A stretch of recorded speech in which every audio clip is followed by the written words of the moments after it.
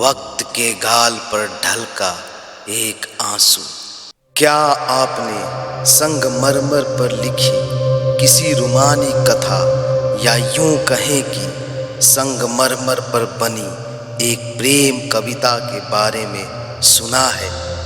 जी हाँ, यह वही इमारत, वही मकबरा है जिसकी बुनियाद में एक बादशाह ने अपना दिल निकाल कर रख दिया।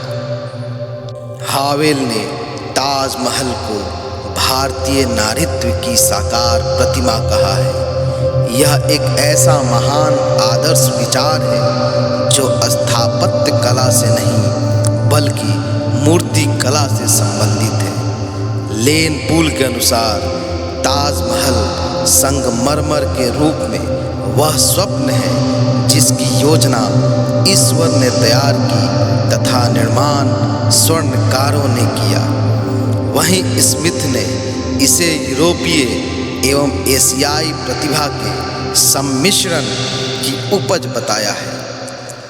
तो आइए दीदार करते हैं ताजमहल का और जानते हैं इसके इतिहास को। साथ ही ऐसे सवालों का जवाब ढूंढने का प्रयास करते हैं जो ताजमहल से जुड़े हैं, जैसे क्या शाहजहां एक काले संगमरमर का ताजमहल भी बनवाना चाहता था? क्या ताजमहल के कारीगरों के हाथ कटवा दिए गए? किस वायसराय ने ताजमहल के संगमरमर को नीलाम करने की योजना बनाई? और अगर आप इस चैनल पर नए हैं तो इसे सब्सक्राइब कर लें और बेल बटन प्रेस कर लें ताकि आपको हमारी नई वीडियो मिलती रहे। नमस्कार, मैं राकेश कुमार।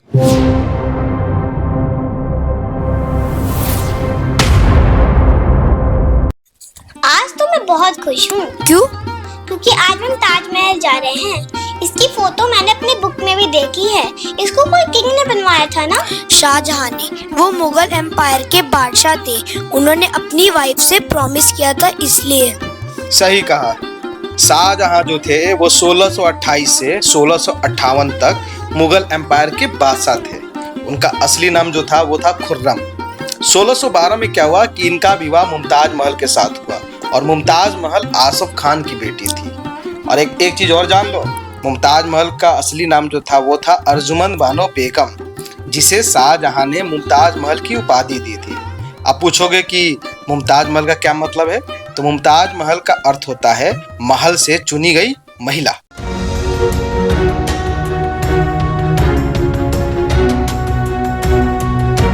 पापा जी, ताजमहल तो 7 वंडर्स में एक है ना? हाँ, सबसे पहले 1983 में इसे यूनेस्को विश्व धरोहर स्थल के रूप में नामित किया गया था। 2007 में इसे दुनिया के नए 7 अजूबों में विजेता घोषित किया गया था और यहाँ लगभग हर साल 50 लाख टूरिस्ट आते हैं।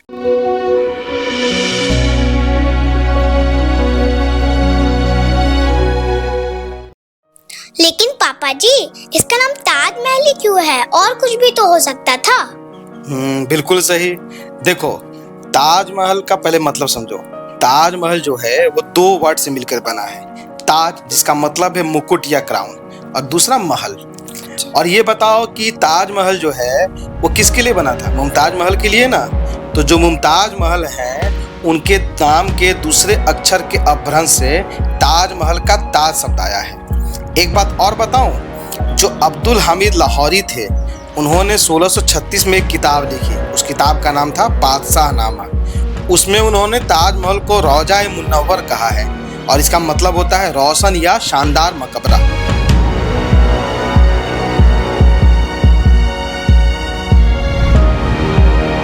पापा जी, कैसी प्रॉमिस की थी शाहजहां ने? प्रॉमिस देखो, 1631 में 17 जून को मुमताज महल जो है वो गौहर बेगम को जन्म देते हुए उनकी मृत्यु हो गई थी।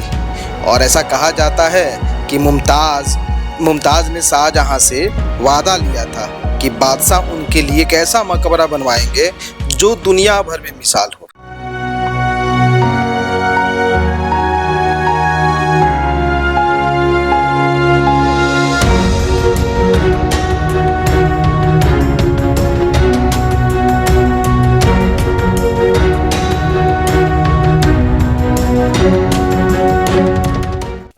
इतने टाइम तक काम चलता रहा तो उसमें पैसा भी तो बहुत लगा होगा। बिल्कुल लगा। हालांकि अनुमान लगाना तो कठिन है, लेकिन उस समय इसकी कुल लागत 32 मिलियन आंकी गई थी। और जो 2023 में अगर इसका अंदाजा लगाया जाए तो यह राशि 35 बिलियन के बराबर हो जाती है। इतना ज्यादा पैसा? बिल्कुल।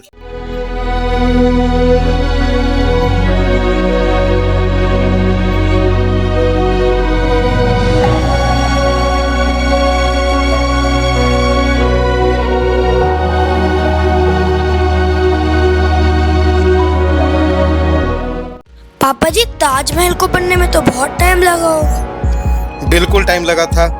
हालांकि जो इसके बनने का समय है उसको लेकर अलग अलग विद्वानों में अलग अलग राय है। देखो, 1632 में ताजमहल का निर्माण शुरू हुआ और 1653 तक इसका कार्य चलता रहा।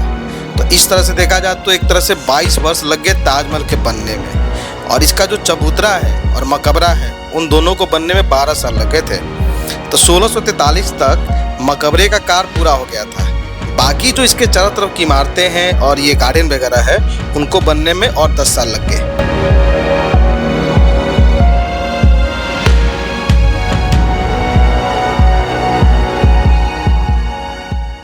पापा जी, ये तो इतना बड़ा है, इसे बहुत सारे लोग मिलकर बनाए होंगे ना?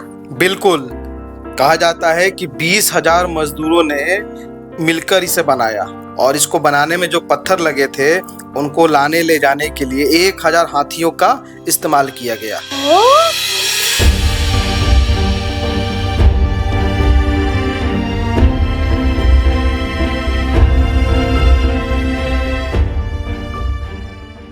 लेकिन पापा जी, इसका भी तो कोई मेन आर्किटेक्ट होगा ना? बिल्कुल है। कौन? लेकिन इसके वास्तुकारों में कई लोगों की टीम है। जैसे मुख्य वास्तुकार उस्ताद अहमद लाहौरी थे और इसका जो मुख्य गुंबद है ना, उसका डिजाइन जो है इस्माइल खां की देखरेख में बना था। अच्छा। इसका जो सुवर्ण कलश है उसे लाहौर के काजिम खान ने बनाया था। फारस के उस्ताद ईसा का भी बहुत बड़ा योगदान है। दिल्ली के चिरंजी लाल प्रधान शिल्पी थे और राजमिस्त्रियों के पर्यवेक्षक जो थे वो मोहम्मद हनीफ थे। लेकिन पापा जी, इतना सारा मार्बल भी तो किसी माइन से लाना पड़ा होगा ना? बिल्कुल, मार्बल माइन से ही आएगा। देखो, जो सफेद संगमरमर है वो राजस्थान के मकराना से मंगाया गया था और माना जाता है कि ताजमहल में 28 प्रकार के बहुमूल्य पत्थर लगे हैं जो अलग अलग जगह से मंगाई गई थी। जैसे जैस्पर जो है वो पंजाब से मंगाया गया, हरिताश एवं स्फटिक जो है वो चीन से मंगाया गया, तिब्बत से फिरोजा, अफगानिस्तान से लैपिज और लजुली मंगाया गया, श्रीलंका से नीला मंगाया गया और अरेबिया से कार्नेलियन मंगाया गया था। लेकिन जो भी हो, ताजमहल है तो बहुत सुंदर। उसमें कितने अच्छे अच्छे डिजाइन हैं। बिल्कुल सुंदर तो है। आप जानते हैं, इसे बनाने में इंडो इस्लामिक और मुगल वास्तुकला की डिजाइन परंपराओं को शामिल किया गया है। आपको एक रोचक बात बताऊं, इसको बनाने की जो विशिष्ट प्रेरणा है वो तिमुरिड और मुगल इमारतों से मिली है। कई इमारतों का प्रभाव जो है इस पर देखा जा सकता है। जैसे समरकंद में तिमूर की कब्र गुरे अमीर का प्रभाव इस पर है। हुमायूं का मकबरा जो दिल्ली में है, जहां आप लोग गए भी हैं, उसमें से 4 बाग गार्डन और हस्त बेहस्त स्टाइल लिया गया है। उसी तरह से इत्माद उद दौला का मकबरा यही आगरा में है, जिसे बेबी ताज कहा जाता है, उसका भी प्रभाव ताजमहल में पड़ा है। दिल्ली के जामा मस्जिद का भी प्रभाव ताजमहल पर पड़ा है। इतना सुंदर गार्डन, ये तो बहुत ही प्यारा लग रहा है। बहुत सुंदर गार्डन है। आपको पता है, ये बगीचे फारसी बागों से प्रेरित हैं। पहली बार इसे बाबर द्वारा बनवाया गया था। यह कश्मीर के शालीमार बाग की तरह ही है। लेकिन मुगल एम्पायर का जब पतन होने लगा तो उसके साथ साथ ही इन बागों के रखरखाव में गिरावट आई और बाद में ब्रिटिशर्स के द्वारा लंदन के बगीचों की तरह इनको बना दिया गया। पापा जी, इस गेट पे क्या लिखा हुआ है? कुछ पैटर्न जैसे बने हैं। देखो, ये जो लिखावट है ना, इस लिखावट के तरीके को बोलते हैं कैलीग्राफी और इस गेट पर कुरान के अंश उत्कीर्ण हैं और ये सब अमानत खान की देखरेख में संपन्न हुआ था। इस पर यह भी लिखा हुआ है, हे आत्मा, तू ईश्वर के पास विश्राम कर, ईश्वर के पास शांति के साथ रहे तथा उसकी परम शांति तुझ पर बरसे। पापा जी, मैंने सुना है कि ताजमहल में नकली कब्र है, असली कब्र कहीं और है। सही सुना है। ऊपर में जो कब्र बनी है ना, वो नकली है और असली कब्र नीचे तहखाने में है। इसका कारण यह है कि मुस्लिम परंपरा या इस्लाम धर्म में कब्रों की विस्तृत सजावट पर रोक लगाती है। ऊपर वाले कब्र देखने में शानदार बने हुए हैं, जबकि नीचे वाले जो कब्र हैं वो साधारण कब्र हैं। एक बात और आपको पता नहीं होगा कि मुमताज महल की मृत्यु जो है वो बुरहानपुर में हुई थी। उन्हें पहले वहीं दफनाया गया था, बाद में ताजमहल में दफनाया गया, और जब शाहजहां की मृत्यु हुई तो उन्हें भी यहाँ दफना दिया गया। पापा जी, ये कहानी तो सुन के मुझे बहुत मजा आ रहा है। प्लीज कुछ और इंटरेस्टिंग फैक्ट्स बताइए ना। Interesting fact? यस बेटा, ये सब ताजमहल का इतिहास है और इतिहास सच में बहुत इंटरेस्टिंग है। चलो कुछ और बताता हूँ। जैसे पहला, देखो 18वीं शताब्दी की शुरुआत में जाट शासक जो थे उनके द्वारा ताजमहल को बहुत नुकसान पहुंचाया गया। एक थे राजा राम, उन्होंने अकबर का मकबरा जो सिकंदरा में है और ताजमहल दोनों को बहुत नुकसान पहुंचाया था। दूसरी बात एक और जानो, 1857 में आपको पता है कि फर्स्ट फ्रीडम स्ट्रगल हुआ था। उस समय तो ब्रिटिश सोल्जर्स ने ताजमहल की दीवारों से जो कीमती पत्थर लगे थे ना, उसे निकाल दिए थे।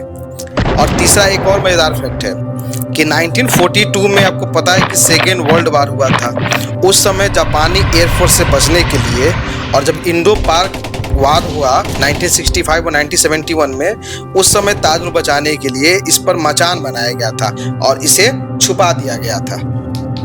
पापा जी, मैंने सुना है कि शाहजहां अपने लिए ब्लैक मार्बल का ताजमहल बनवाना चाहते थे।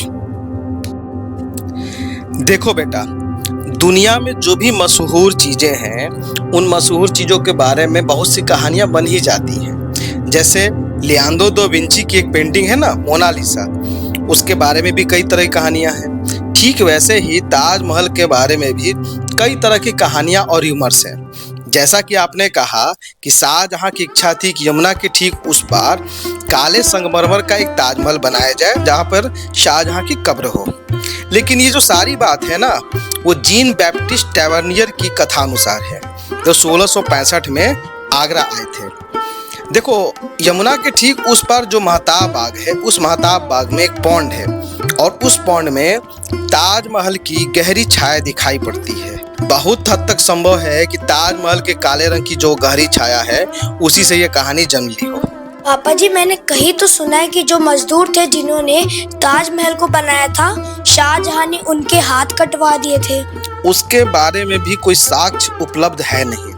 जो उस समय के तत्कालीन टेक्स्ट हैं, उनमें भी ऐसा कोई उदाहरण मिलता नहीं है। हाँ, इतना जरूर है कि ऐसा कहा जाता है कि कारीगरों से करारनामा लिखवाया गया कि वो कोई भी इस तरह की इमारत का निर्माण नहीं करेंगे। पापा जी, क्या ये सच है कि कोई ताजमहल को तोड़ के उसे बेचना चाहता था? ऐसा कहा जाता है कि लॉर्ड विलियम बेंटिक 1830 के दशक में ताजमहल को ध्वंस करके उसका संगमरमर नीलाम करने की योजना बनाई थी। लेकिन बेंटिक के जो जीवनी लेखक हैं, जॉन रसोली, उन्होंने कहा कि यह बस एक कथा ही उड़ी थी और इसके पीछे भी कारण था। कारण ये था कि बेंटिक ने राजस्व बढ़ाने के लिए आगरा के किले का जो फालतू संगमरमर था ना, उसे नीलाम करवा दिया था। तो उसी के आधार पर यह भी एक तरह की बस एक ऐसा कह सकते हैं कि एक कहानी ही थी। न जाने कितने शायरों ने अपनी शायरी में ताजमहल को जगह दी है। शकील बदायूनी साहब कहते हैं, एक शहंशाह ने बनवा के हंसी ताजमहल, सारी दुनिया को मोहब्बत की निशानी दी है। इसके साये में सदा प्यार के चर्चे होंगे, खत्म जो हो न सकेगी वो कहानी दी है। वहीं साहिर लुधियानवी साहब अपनी मशहूर नज्म के हवाले फरमाते हैं, ये चमन जार, ये जमुना का किनारा, ये महल, ये मुनक्कस दरो दीवार, ये मेहराब, ये ताक, एक शहंशाह ने दौलत का सहारा लेकर हम गरीबों की मोहब्बत का मजाक उड़ाया है। जो भी हो, लेकिन सच तो यह है कि कर सकेगा वही महसूस तेरे लम्स को ताज, जिसके सीने में धड़कता हुआ एक दिल होगा। रविंद्रनाथ टैगोर ने अपनी कृति 101 पोएम्स में लिखा है, तुम्हें पता था शाहजहां, जिंदगी और जवानी, दौलत और वैभव ये सब समय की धारा में बह जाते हैं, इसलिए आपने केवल अपने हृदय के दुख को बनाए रखने का प्रयास किया। हे राजा, अब आप नहीं रहे, आपका साम्राज्य एक सपने की तरह गायब हो गया है, आपका सिंहासन बिखर गया है, आपके वादक अब नहीं गाते हैं, आपके संगीतकार अब कल कल करती जमुना के साथ अपनी लय नहीं मिलाते हैं। इन सब के बावजूद आपके प्यार का वाहक, समय से निष्कलंक अविचल साम्राज्यों का उत्थान और पतन, जीवन और मृत्यु के उतार चढ़ाव से बेपरवाह आपके प्रेम का अमर संदेश युग युग तक ले जाता है। मैं तुम्हें कभी नहीं भूलूंगा प्रिय, कभी नहीं।